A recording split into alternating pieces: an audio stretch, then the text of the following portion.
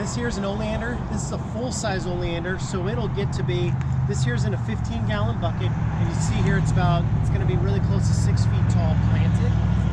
It is not evergreen. It will die back during the winter, but it should come back every year unless we have a really, really hard year. It does flower. It comes in pink and red and white, very vibrant, bright colors, so it's very pretty during those when it does flower. It'll flower pretty much all summer long. And size-wise, overall, they'll get to be probably between 15 to 20 feet tall when they're extremely healthy. And then width-wise, they can easily go to 6 feet wide to even 8 feet wide. This plant is deer resistant. Deer don't care for it very much. In fact, it actually is poisonous to pets. So if you have animals like dogs especially, it's not pet friendly. Water, it takes it very, very light on the water. It's a very drought resistant plant, but it can take more if it's put in a situation. So.